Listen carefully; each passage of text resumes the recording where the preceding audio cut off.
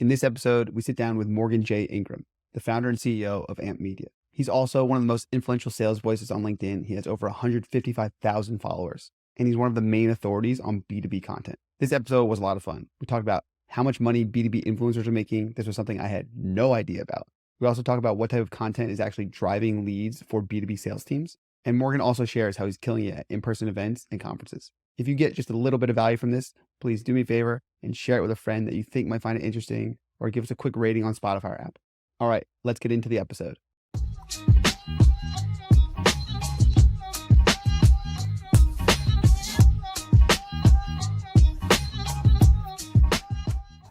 Today, I am joined by Morgan Ingram. This is someone I'm very excited to talk with, I should say.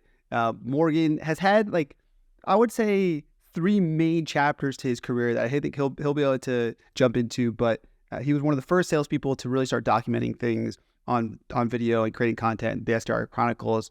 Then he joined as the director of sales execution at John Barrows, who is one of the best sales trainers in the game. So that was really awesome to see the growth there. And then most recently, Morgan is the founder and CEO of AMP. And I can't wait to hear more about that and where you guys stand today. But Morgan, how's it going? It's going great, man. It's going great. How about yourself? I'm doing pretty good. Really excited to have this conversation today. So let's jump straight into it, right? I feel like AMP is kind of the culmination of your career up to this point.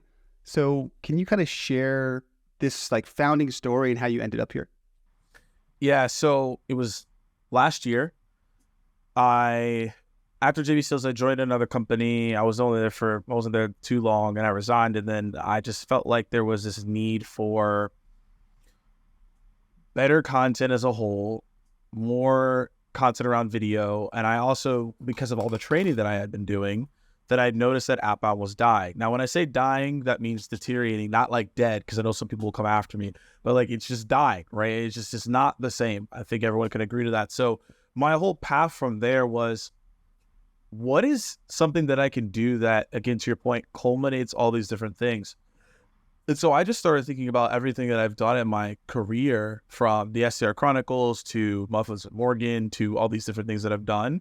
They all were productions that created demand that eventually allowed me to sell whatever I was selling at that point in time. And so then I was like, what if I could do the same for other organizations? And there have been a multitude of pivots that I've taken to figure that out, but I always knew that was what I was solving. And we've gotten closer to that today. We're getting closer every single day. And I think that's what every company, but that was really the genesis. It was September, I'd left. October, I really kind of took the month off and was trying to figure things out. November, it hit me, and I was like, I believe that it's all about productions. In order to produce, you have to ascend. There has to be an ascension. And then I was like, okay, so there's media. And so I came up with Ascension Media Productions, but that's a mouthful. And then, ironically, I wasn't even trying to do this. It's shortened for AMP. And I was like, that sounds way better than Ascension Media Productions. So the new AMP change happened about a month ago, but for a while I just kind of kept it as Ascension Media Productions, because I was like, okay, to make it official. And then I was like, AMP just sounds cooler, it sounds better. We're trying to amplify brands anyways, and so that's how it all went down. I always wanted to go into marketing anyways. What I do is more marketing, but again, I actually tell people that we're more of a bridge between marketing and sales at this point, because if one of those are not good, you actually can't win in today's market. So first of all, when I first saw that you had named the company Ascension Media Productions, I was like, man, what is this guy thinking? That is too hard to say. And then I saw the thing. Then I was like, oh, he called it AMP. I'm like, okay, it makes so much more sense. That's great. And now it's gone through the full transformation. But it's the first kind of media thing I started was literally called Jason Locke Productions, and the most unoriginal thing in the world. So I was only critiquing it from a place that I had also been before. But so I guess give it the high level. What does AMP do today? How are you guys serving your clients? So the simple thing is, we are a B2B media production company that focuses on videos, content, and then event activations. And so we focus every single thing that we do. We focus on the 3 A's. So amplify, acquire, and advocate. So the first part is amplify. So any existing marketing or sales, whatever you're looking to do, we amplify that. 2 is then acquire. So when people amplify something, like, oh, we did this big event, we did this big webinar, how are you acquiring net new customers? How are you acquiring new people in your database? We help you do that. And then advocate. We want to make sure that whatever you do is so good, people just talk about it. Your buyers, potential clients, people in the marketplace, so people know about your brand more. So that's the 3 A's. And then from that, we have 4 different offerings. So our first offering is being a production partner. So we'll help you produce your video podcast. We believe that just doing a podcast without video is a complete waste of time. That's my take on it, because you could just add the video in there and then you have clips for other platforms. Like, I just think it's just doing audio only doesn't make any sense to me at all. So we help you with that. We also help you produce a show. So that could be like a webinar series. We've done this with different clients already, virtual events, etc. And that's production partner. We're really just helping on that. 2 is event activations. As we all know, right now as we record this, we're at the end of September. Things are crazy. We're about to get in October, and we have 2 event activations that we're doing, and we're doing our own event in October as well. And I guarantee if we had this conversation next year, we'd be somewhere doing an event activation. So we're doing that, and how we do that we can discuss. And then the third thing is we're helping with founder-led content, but we're really focusing on helping you with your video presence, essentially. So we're giving you that strategic narrative on how to go about it, and then say, hey, if you want to go to events and video, like, we can help there. So that's that piece on that, on top of that. And then 4 is just anything that is a special project. So, anything that's like completely outside of like a normal thing that we would do, we help you there. So an example would be last year, I wasn't running AMP, but it kind of led into this.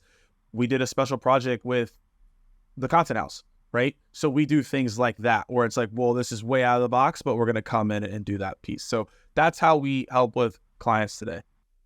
Got it. That makes lots of sense. And I think the one thing you touched on there was the founder-led content. I haven't heard that phrase before. Obviously, I've dealt with founder-led sales a bunch, but let's talk about the founder-led content, because to me, when I'm talking to other leaders or startups, that always seems like a big opportunity for folks that they should be thinking about more. So tell me more about like the opportunities that you see with founder-led content, and like, who do you think is doing that really well right now? All my clients, I'm just kidding. So no, in all seriousness, so when I think of founder-led content, it's essentially megaphoning your message beyond your calls. So the way, and this, we're going to talk about this later, but the way that I think about, and I have to talk to founders, is I have to tell them that my job is not to help you become an influencer. This was a huge obstacle with one client I work right now, and when we're rolling right now. He didn't want to do the content because he saw it as becoming a LinkedIn influencer. He's like, I'm not trying to become you. I don't need to create content every single day, et cetera. And I'm like, that's the wrong way of thinking of it. We're creating content because your goal is going to be a revenue amplifier. Different conversation. We're creating content to amplify the revenue that you're going to make by having another channel to go get it. You're on these calls all day long, but you can't be on calls all day long. So we have to figure out how to amplify your thoughts that get revenue on the platform. Right? So that's an example of doing that. Now, I'm gonna shout them out because I've seen the work that they've done, and they do have a lot of help there with Devin and Kyle. But I believe the CEO of Clarity, he's doing a great job of putting himself out there. I think everyone knows what he's doing. They know what the company's about. Clarity is a reputable brand, but they're doing a really good job, right? Another person, he's not the founder, and it can even be like executive led content growth, to be honest, because like it doesn't always have to be the founder, to be fair. The CMO at Zapier has been going crazy, right? He's been putting out some crazy good content. So shout out to him. Like I follow him, and I'm like, wow, this is some really good stuff. Like I really like what he's doing over there. So those are just 2 immediate examples. I know there's a ton of people out there that are continuously creating and putting themselves out there. But my thing is, I say founder-led growth, but it really is just executive-led growth. Who on your team is getting involved? And the thing is, the way that we do that with clients is more so saying, hey, what topics matter to the people you're trying to get in front of? And let's get them involved. So I used to be like behind the scenes and help them do like some writing, and I'd write it for them. And I found that like that wasn't personally my strength or our team's strength. And we found that actually by giving people the strategic direction on what they should write and giving them the pen got them more excited and, fired up to do more of it. And the long-term play with this is that the reason we want to build up these executives is because we want them to then get input into our productions for AMP side. So we want to put them inside of the webinars. We want to put them inside of the shows and people know who they are. Not just that's the CMO. It's like, that's the CMO and I know who that person is. So that's like the way that we think about it. And those are like two key great examples of people doing good right now. Yeah, I think that makes a lot of sense. I think one other person, I'm not sure if you've seen, there's a company called Equals. That's I think a Series A startup, and their founder and CEO, Bobby Pinero, he's been, I think, doing an awesome job because he's been doing two things. One, he's been sharing product updates. So he's like showing how fast they're shipping stuff, and he's getting on camera, and it's not highly produced. It's like pretty basic, but he's out there just talking about it. And he's like, to your point, he is talking to the people he's selling to. He's like, hey, when I was an analyst, I would have killed to have a feature like this when I was digging through spreadsheets. And now we're building this in Equals, or like we just shipped this in Equals. And so I think like that's another example that I've been seeing where the founder's out there and creating the content. And I think the other thing you mentioned too that's really key is like pick on the topics that matter to your stakeholders that you're trying to sell to, right? Because there's probably, my guess is like there's not going to be many more Justin Welsh's or Morgan Ingram's created from LinkedIn, because it's going to be so hard to cut through the noise. And people realize that like you guys were doing because you really liked it in the beginning, right? And it grew. But now everyone's like, oh, there's a dollar amount attached to it in some way. And so I think it's going to be hard for people to cut through it. But I think the biggest opportunity is kind of what you're saying is if you can just create content that's geared very much towards your end customer, that's going to build your expertise with them, and that's what's going to turn into revenue. Yeah, that's a fantastic point. If you want to go be those people, great. I don't suggest it. Especially if you're running a company. Like, I think it's a fool's errand. And I'm speaking from my own experience. And you can be like, oh, Morgan, you have 150. I'm just letting you know that just doesn't make sense. Like, what you're trying to do is geared towards something that you're not going for. He's created, in Justin's case, right? He's created that mechanism because he sells on the back end courses, whatever, et cetera. That's what he's building. If you're not building that, then it doesn't really make sense for you to have all that attention, because you just have attention, and it might have the attention that you want. So when I'm talking to the executives, I'm like, hey, look, focus on just look at your likes, look at your comments. Are those potential buyers? Are they people in pipeline? Great. That's what we did with one of his clients. We just looked at it and said, hey, look, okay, you got 40 likes. Oh, it didn't go viral. I'm like, okay, look at the 40 likes, right? 30 of those people were, CROs or people in pipeline. One person messaged the person to close a deal. I'm like, okay, we'll take these 40 likes because you got a deal versus 4,000 likes. And then like, you got to go reply to every single comment and DM and you didn't get a deal. Which one do you want? Right. And I don't think people understand that that's what you want is the first part, not the second part, because you got the dopamine hit. Right. It goes back to that like 100 True Fans concept, right? And marketing is shifting much more towards, or like I think the best marketers are shifting their focus towards high intent leads, not just like top line MQLs, which is essentially like the difference of likes and someone that actually is now interested in your product. Exactly. Is there anything that you think companies are doing too much of, or like that they're getting wrong on the marketing side right now? Oh man. So we don't have, this is a whole nother episode. So the thing is, I say this in like, this is so important. When I first started looking at the tech, I wanted to be a marketer. I actually applied. I don't even know how they can let me in, to be honest, but I applied for a VP of marketing role at like a seed company. And I came in with like this massive, like 20-page thing on how I can help impact their marketing. And by the way, I had never done a marketing job. And I got to the final interview. And the only reason I didn't get it is because they hired the agency, or they were giving it to me. So I had always just been in that mindset, but then I went to be an SDR and I went from there. So, but ironically enough, y'all, I never wanted to be in sales. And people say that, but I actually did not want to be in sales. I only took the job because we were selling to marketers and I wanted to learn more marketing. And it just by happenstance, I became what happened in sales. I didn't even want that. So that's the crazier part about it. And so I'm saying all that is in when I was studying marketers and I was reaching out to them, these are 3 things that are being done that I don't get. So number 1 is ebooks and white papers. I don't understand why people even still make these, because the people that make them don't even read them from other companies. So I don't know why people still spend $50, $80, $100,000 on these things. I just don't get it. So I think that's the biggest mistake right now. Now, I will say, if you create a downloadable asset, maybe it's like a 1-page playbook or like something of that nature, I think that's okay. But if you're going like 50, 80, you just shouldn't be doing that at this point. I think it's completely pointless and it's a waste of resources. Number 2 is, look, I've been to a lot of events this year. That's probably where the majority of the revenue that we've made is me going to events or things of that nature, right? To see what see what's going on in the market. People are wasting their time on booths holistically. Now, I do believe if you invest into a booth and you have a good event activation, which is what we help with, right? That's going to be great. But I would say 90%, I go around the expo every single time. 90% of these people spending money on booths, you're just completely throwing your money out the window. Your sales reps are sitting there twiddling their thumbs. No, there's no activation. There's the same swag, a coffee mug, a shirt, and some koozie that no one cares about. And then you scan badges because you have a quota to hit, and you follow up with them and say, hey, nice meeting you at the booth, and we never met at the booth.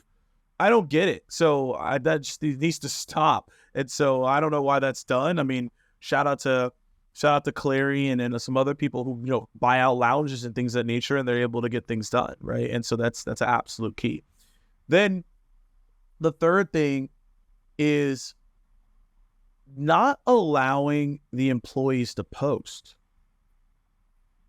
This is a weird one because you're like, okay, I don't want you to post because it needs to be marketing approved. Well, what you've done up to this point has not worked on your LinkedIn company page, and you don't have the personality. You have to have a personality out there. That's where things are leaning towards.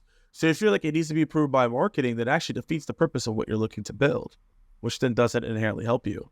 And I also look at it and I'm like, well, why would you prevent someone from creating the content when they probably are going to leave and they're someone of talent and they're going to go do that somewhere else, and you could have had that for both parties to win?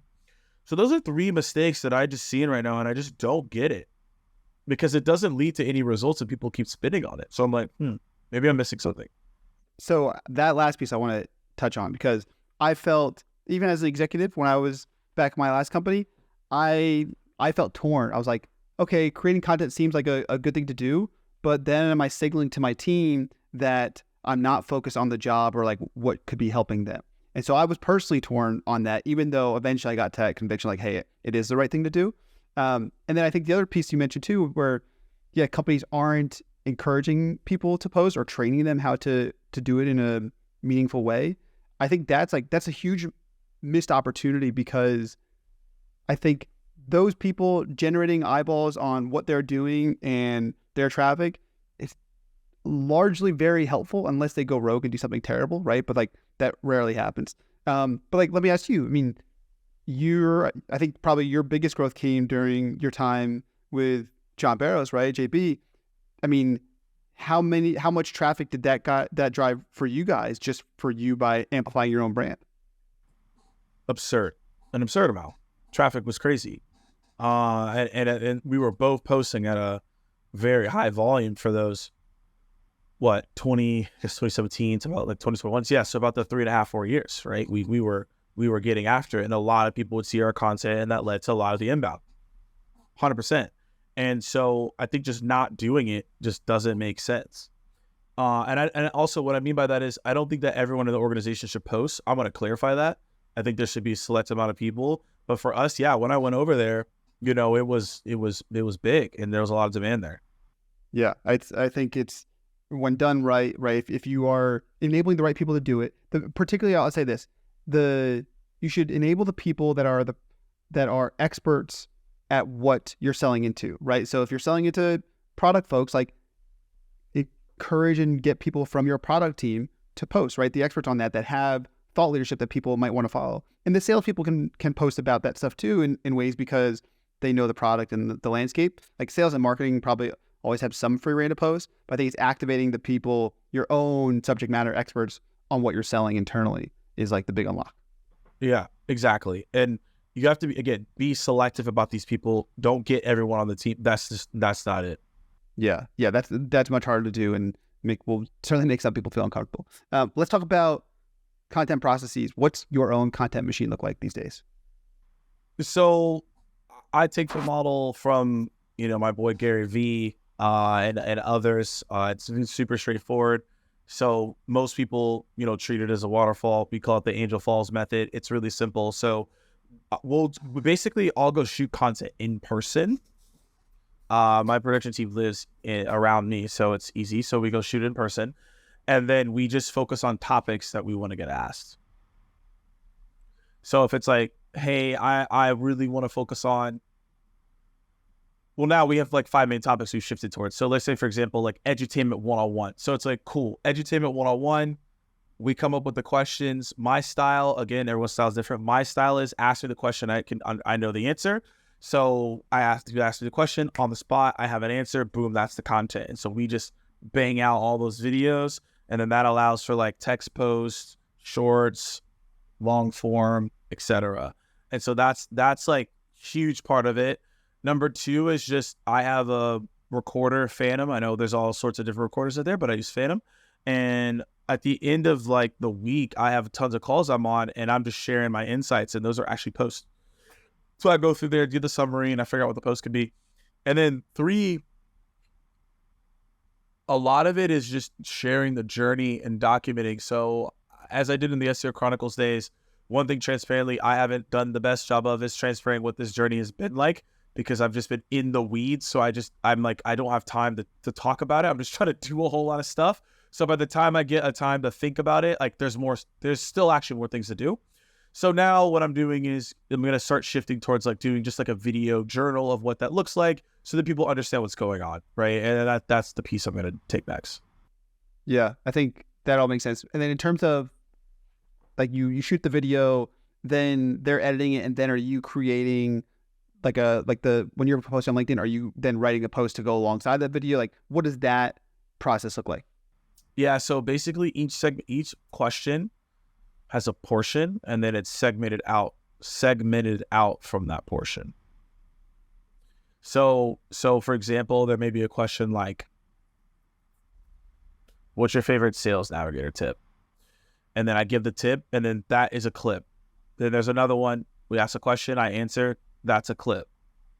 And it goes from there.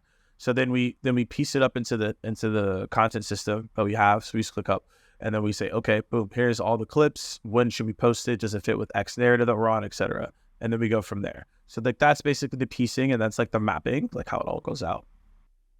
So I'm going through the same thing. We're using Notion to organize all that stuff. But in terms of getting the posts out, are you scheduling them in any way, or using any content schedule, or are you just drafting them up in ClickUp or whatever and then posting them when the calendar hits? That piece. So the thing is that like everyone can do what they need to do.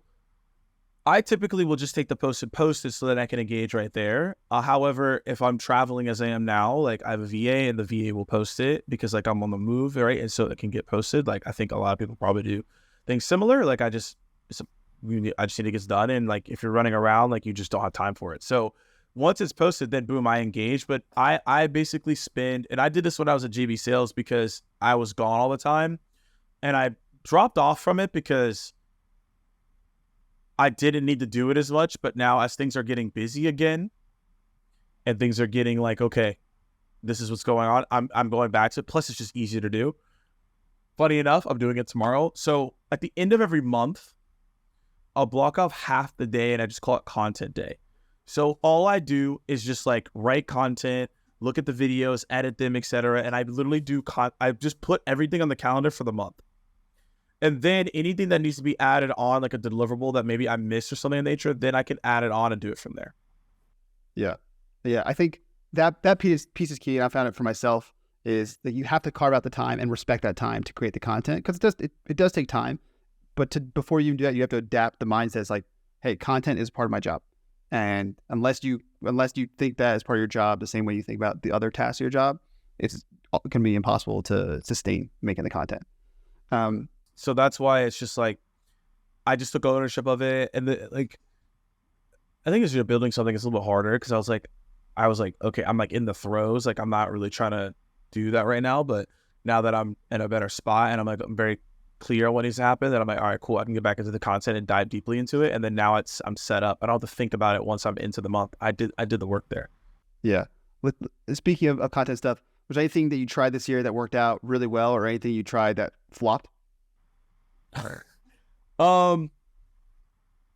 Yeah, I mean, this is based on circumstance, but it did flop. I wasn't fired up about it, and that's why I'm like, okay, we probably got to do it again. So I did a launch week to talk about AMP, right? Dropped the video, did the whole thing. On the Friday that we dropped the final video for the call to action to get people to come through, we didn't have that many people come through as I thought. And there's probably other reasons too, but at the same time, the SVB situation was going on. Same day.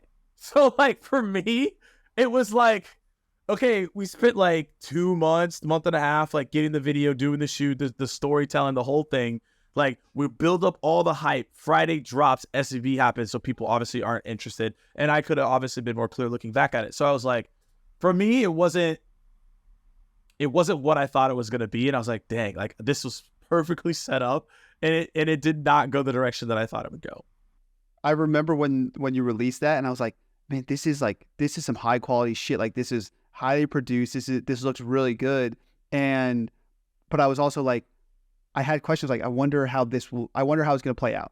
And now that you're talking about it, I wonder, like, right, you're coming up on a year of this. I wonder what it will look like if you told like part of that story plus like what's transpired during their first year, and where you can highlight some case studies or things that have gone really well and how that may perform, especially now that you have social proof behind it.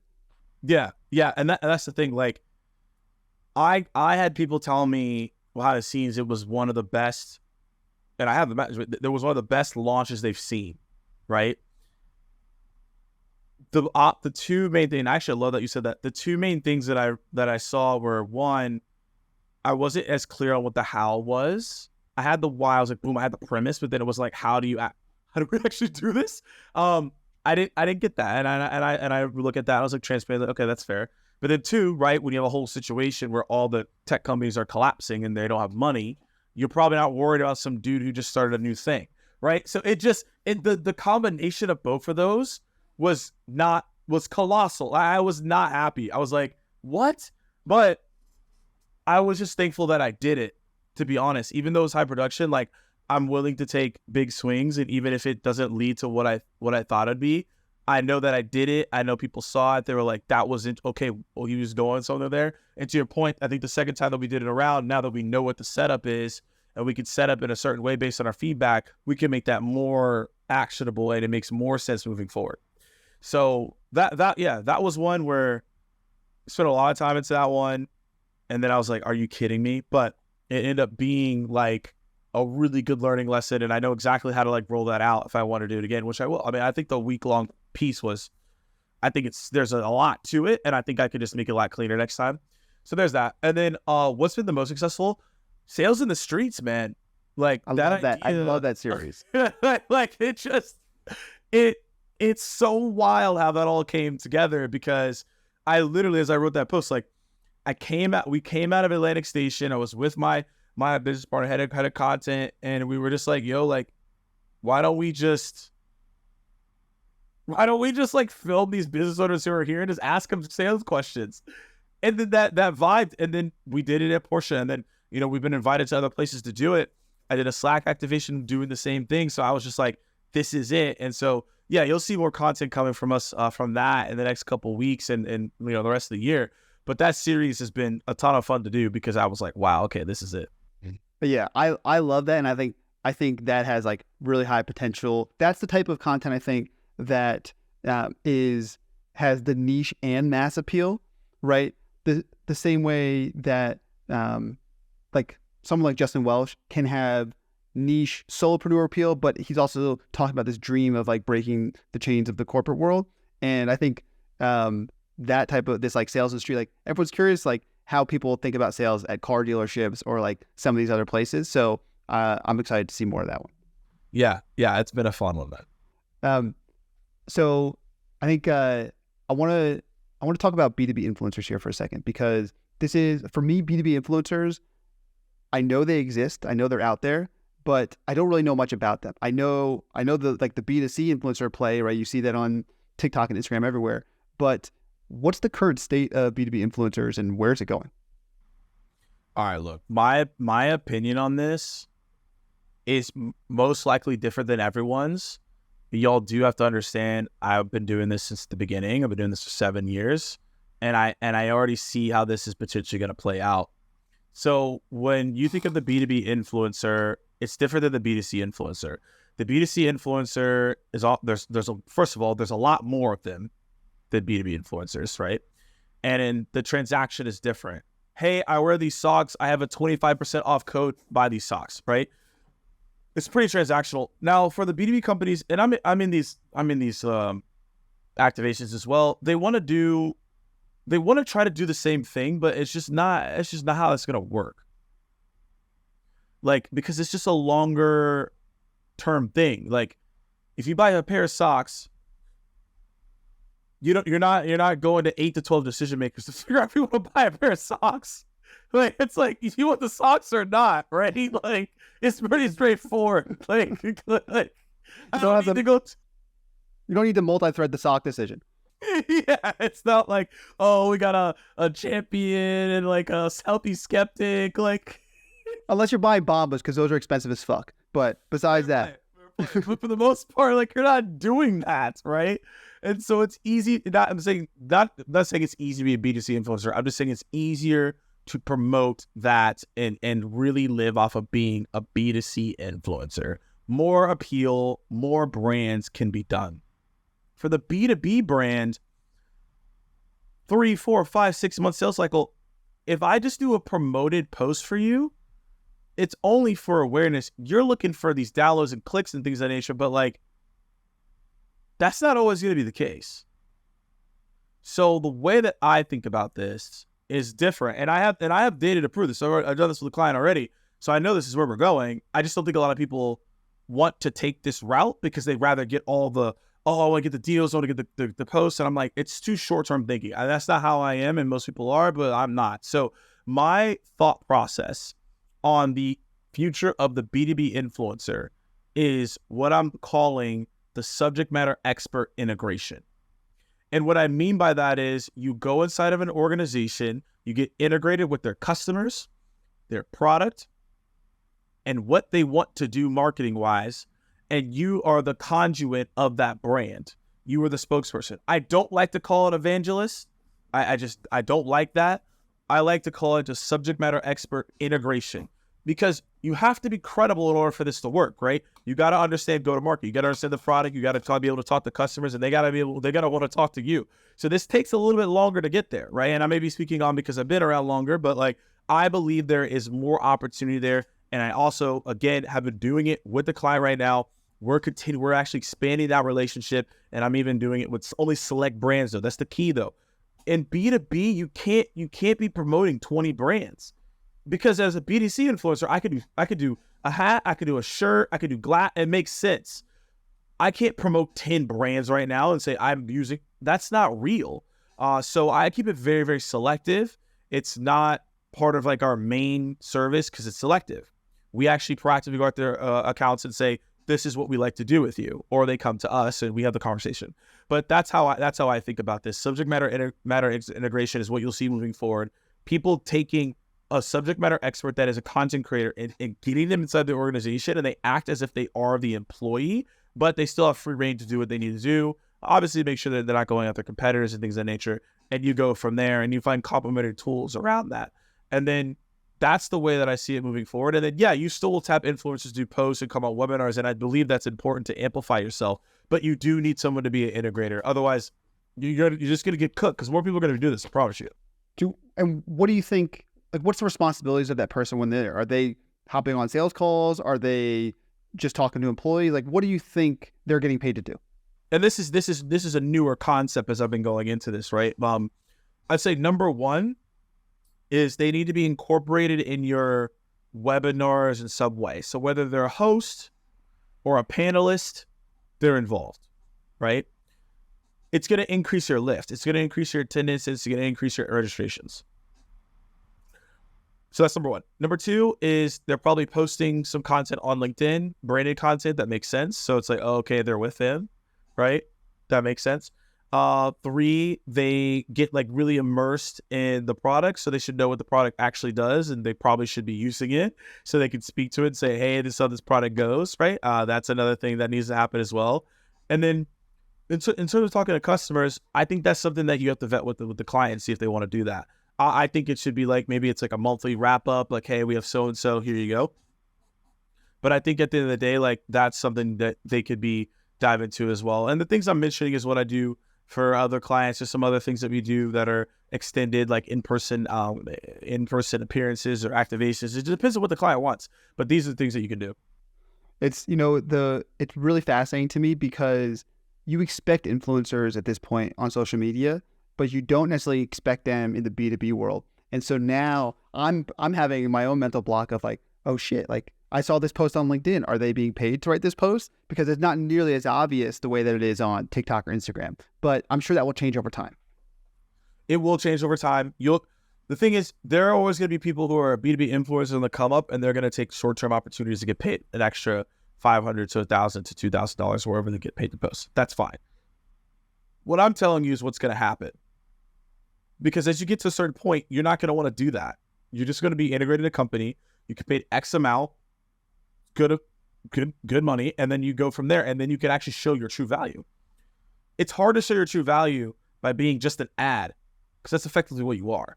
My goal is not to just be an ad, but most content creators in the B2B influencer, unfortunately, you are just now an ad. I'm not trying to hate. I'm not trying to call people out. I'm just saying you effectively right now are an ad. So at some point, an ad could be replaced. An integrator cannot be replaced as much. For ballpark, and I'm not sure if you know this, but what is the most money you've seen a B2B influencer get paid? I don't know. That's a good question. Might be in my realm. I don't know.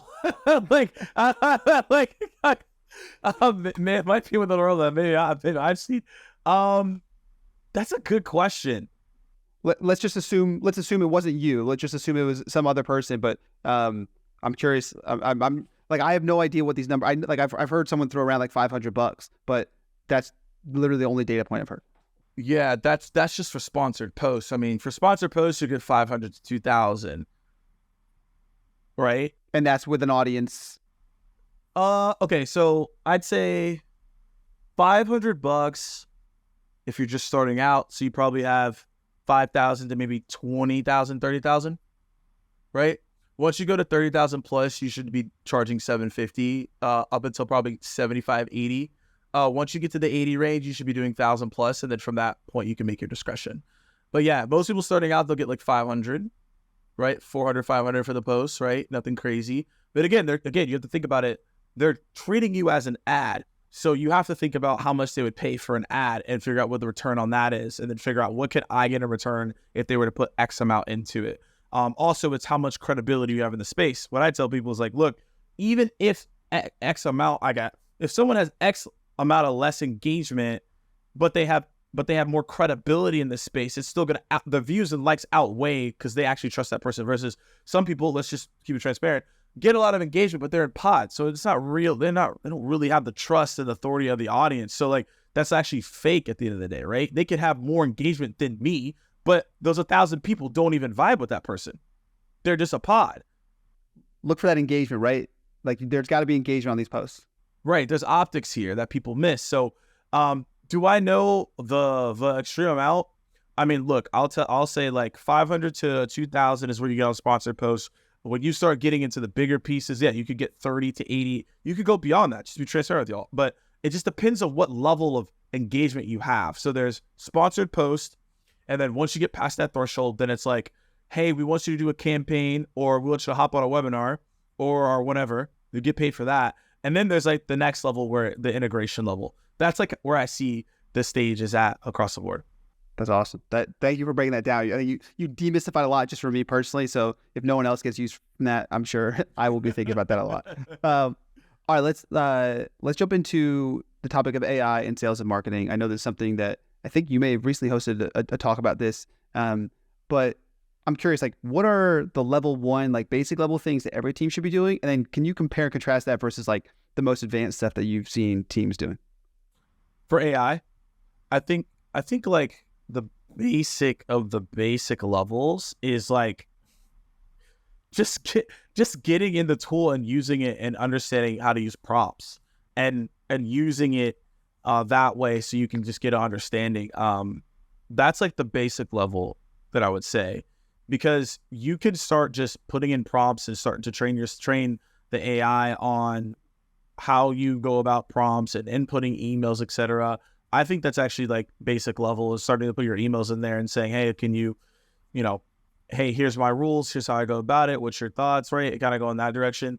The advanced level is when you start using it as a testing ground. So you put emails in there, but you put your buyer personas in there and your challenges and priorities, and now you're asking it to rate the email based on the buyer personas and what they care about. That's where you get to the next level. So the basic level is just like asking for like, reviews, whatever. But the next level is saying, hey, look, like, can you like analyze this as if you're a CMO? Can you analyze this if you're a CRO? That also makes it helpful as well. Yeah, I think that makes sense. I think some of the other use cases I've seen are having it ask you questions to clarify things, right? Whether particularly marketing, right? If you're trying to clarify your brand voice or your positioning on something, is you give it the scenario of what you're trying to do and say, okay, I need you to prompt me with questions to help me drill down to that. I think that's a good use case. And the other thing I've been using a lot for is, particularly if I'm going to speak with a new client or a prospect, is I just ask it to explain what that company does in as simple as terms as possible. Like, I'll say, explain this to me as if I'm a 5-year-old, a 10-year-old, and a 20-year-old. And with those 3 explanations, I can usually get a pretty good handle on it. But that's been one of my basic hacks. And I think that's an excellent way to go about it as well. Yeah. All right, let's jump into a few more like tactical things, or and just like some stuff that you've been involved with. So in terms of your own kind of marketing initiatives, anything that you guys have been doing that's been particularly scrappy or outside of the box that we haven't talked about yet? I saw this question and I was like, I mean, everything we do is scrappy. So like, what are we not doing that's not scrappy? I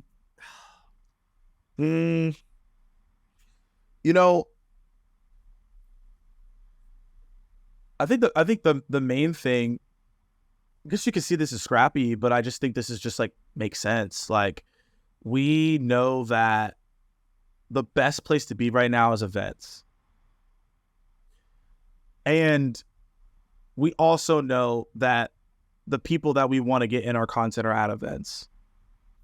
So on top of the event activations that we're already doing for clients, like the way that we've been really doing that is like getting interviews and getting content from those people that are already there, and then giving them content that we're post-producing, but then doing it in their branding. Right. That, I think that makes tons of sense for you guys in particular too. Right. But also as well, like, yes, it makes a ton of sense for us, but I think everyone can do a component of what I'm talking about. It's like, how can I go somewhere, we're going to shoot the content, but then it's like, we'll give it to you in your own branding. It has actually nothing really to do with us. We might throw the AMP logo a little on the side or whatever, but we're not going to go too crazy with it. This is all your branding. So that's really been probably something that's been helpful for us. We went to Sasser Dreamforce. We were able to do that. We're going to do it next month at some other events we're going to. That's the game plan. That's been the play for us. And I think that's been a huge game changer for sure. You know, I think it's kind of classic marketing sales is everyone's events had been like put on pause for 2 or 3 years, and now they're back with a vengeance, and everyone wants to be there. And it's also because LinkedIn grew so much too, and AI has proliferated, like the amount of spam that people are getting in their inboxes, that you can break through the noise from a sales and marketing perspective just actually in person in front of someone.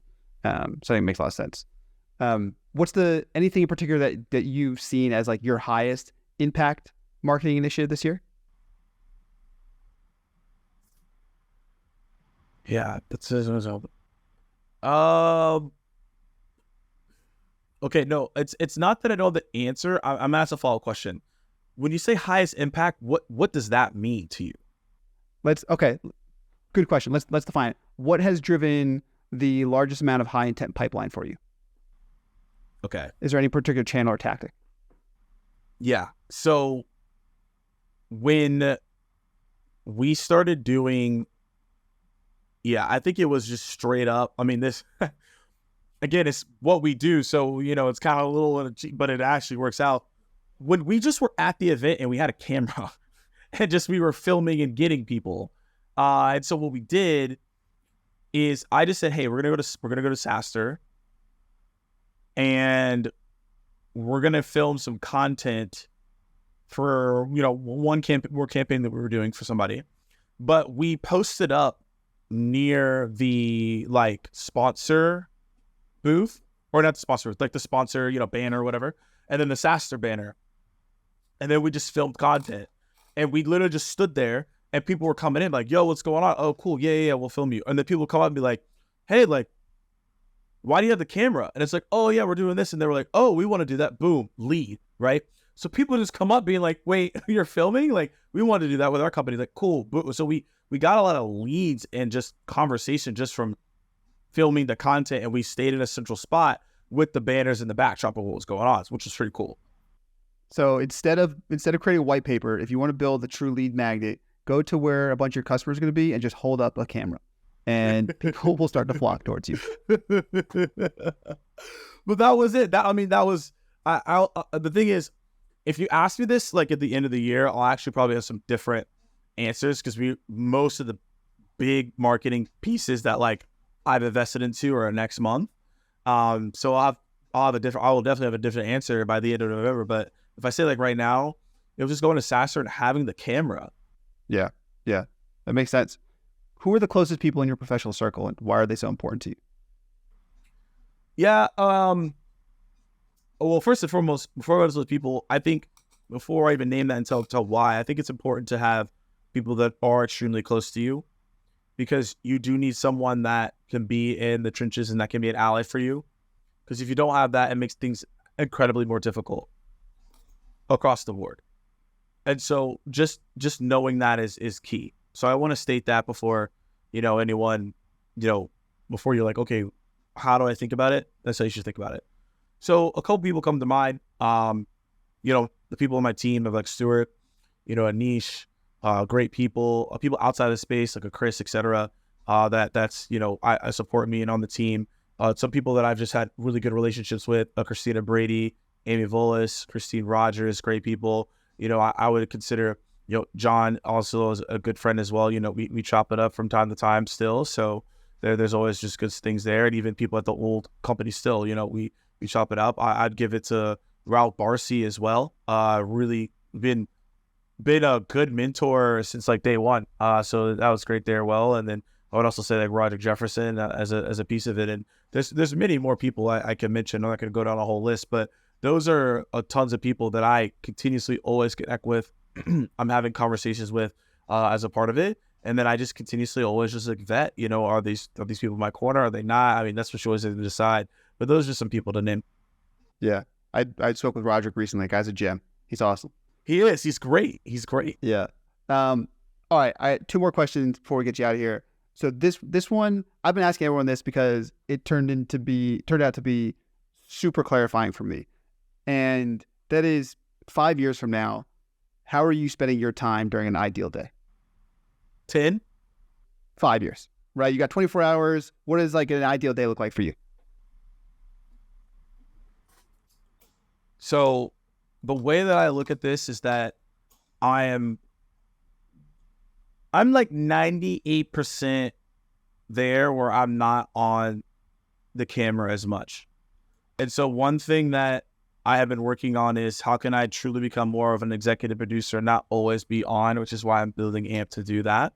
And so I'm really in a place where I'm not, I'm gonna say in like a way, like I'm not retreating from life, but I'm in a very different spot where like I'm not living in the city. I'm actually probably living outside the city. I don't know. I probably got like a rainforest somewhere. It'd be like a very serene and calm environment of where I'm at in my life. And that allows me to just continuously be creative at the highest level I can. But I don't always have to be on, because since I've started, I've always been on. I don't want to have to do that for the rest of my life, to be fair, which is why I've started so early.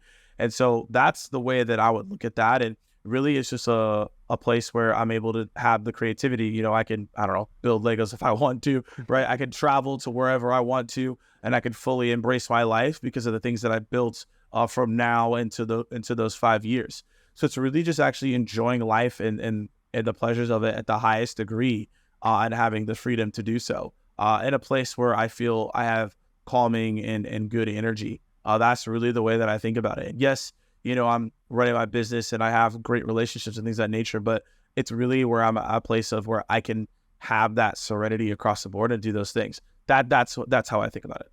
Yeah, I think that's awesome.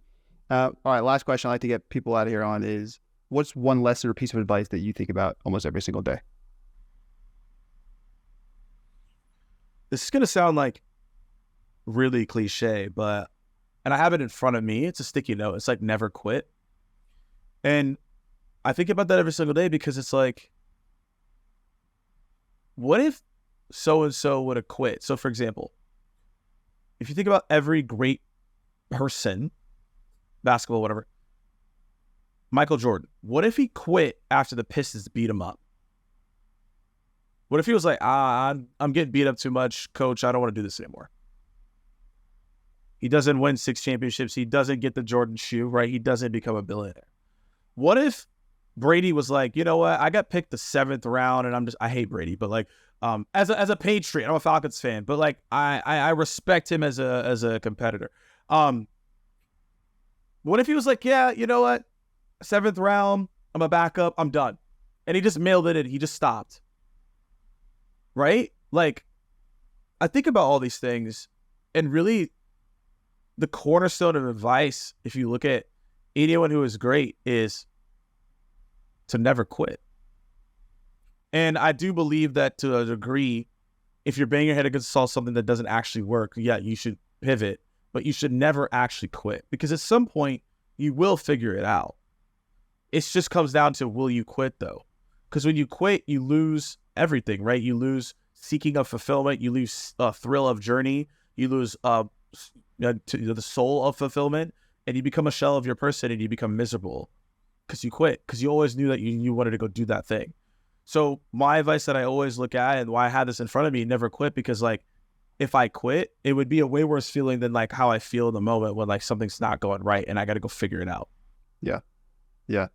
I think it's a good reminder too, right? I think everything we want is on the other side of hard. And so it's always important to keep that in mind. Well, Morgan, thank you so much for your time. This was awesome. I'm really glad we got a chance to chop it up and get through some of this stuff. And I can't wait to see the next round of marketing stuff coming our way from AMP and everything else you guys are doing. Yeah, man. Appreciate you. Where can people find you? Yeah, LinkedIn, Morgan J. Ingram. Also on YouTube, Morgan J. Ingram as well. And yeah, go check out ampcreative.io or AMP as well. Awesome. That's a wrap. See you soon.